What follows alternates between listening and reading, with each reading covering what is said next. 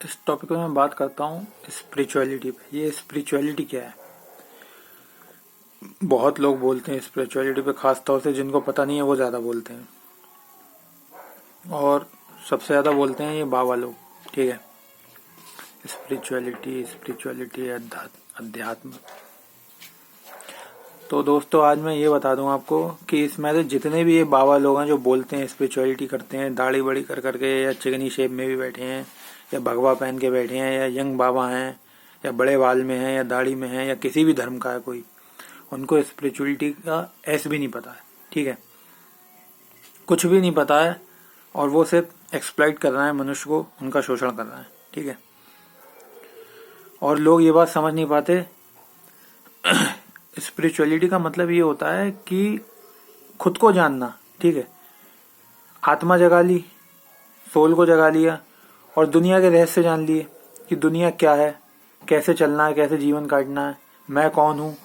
और बाहरी प्रभाव जो मेरे अंदर घुस रहे हैं उनसे अटैच नहीं होना है।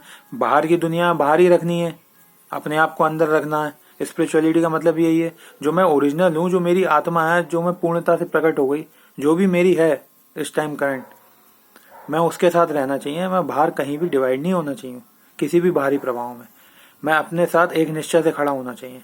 ठीक है, जो ओरिजिनल मैं हूँ, बस वही स्पिरिचुअलिटी है। और सिंपल शब्दों में मैंने आपको बता दिया। और जिसकी आत्मा जाग जाती है वो स्पिरिचुअलिटी को समझता है अच्छे से। ठीक है, आत्मा जाग गई आपकी, फिर आपका काम खत्म हो गया। आपकी एक बार नेचर से ट्यूनिंग हो गई, यूनिवर्स से ट्यूनिंग हो गई, आप स्पिरिचुअलिटी में बैठ गए। बस फिर आपको सत्य सब आँख कांच की तरह साफ होता नजर आ जाएगा कि क्या सही है क्या गलत है। ठीक है, और जिन लोगों की आत्मा नहीं जागी है उन्हीं का एक्सप्लॉइटेशन हो रहा है, शोषण हो रहा है, और बाबा लोग ये खास तौर से कर रहे हैं। स्पिरिचुअलिटी के नाम पे क्या क्या उलूल जुलूल बताते रहते हैं, उल्टी सीधी बताते रहते हैं कि ये करने से ये होता है, वो करने से ये होता है। भैया, किसी चीज करने से कुछ नहीं होता है, लोग पागल बनना है।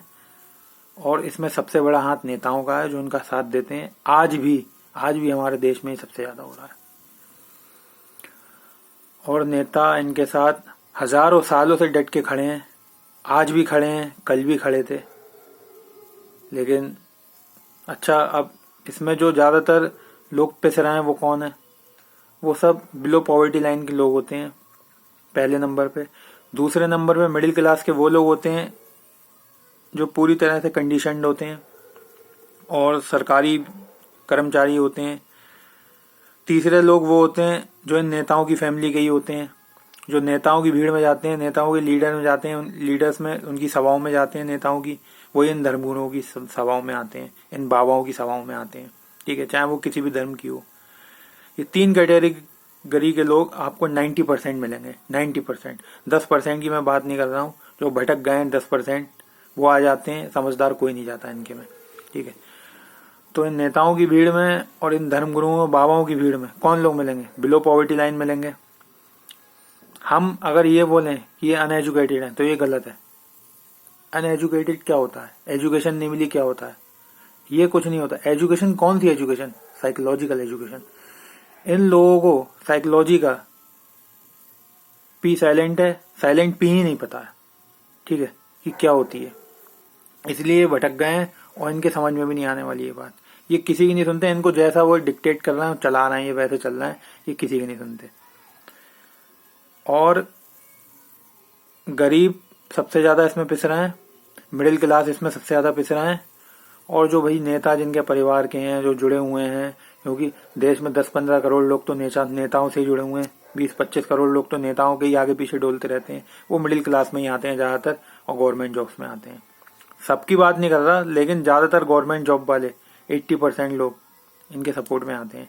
यही 90% सवाओं की इनकी भीड़ होती है, नेताओं की, बाबाओं की, जो दोनों में जाते हैं। और ज्यादातर वोटर इन्हीं से आते हैं, इसलिए ये इन्हीं को टारगेट करते हैं।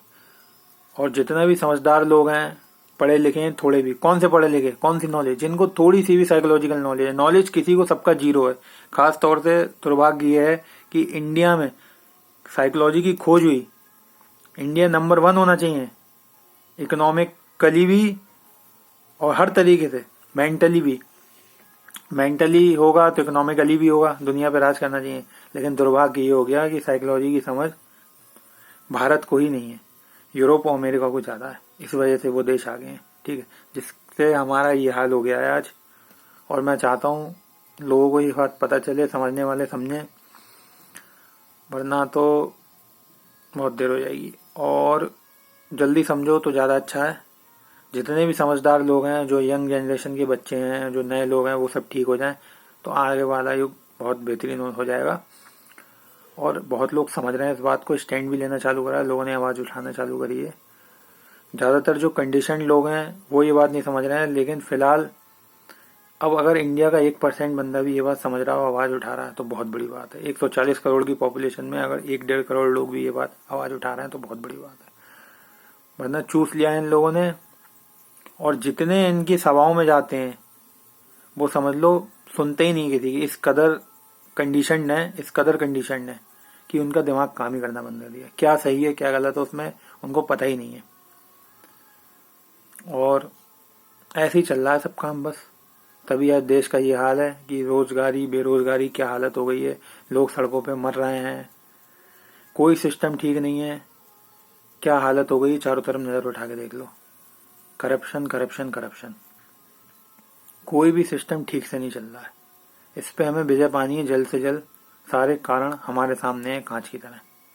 इस टॉपिक को यहीं क्लोज करता हूँ।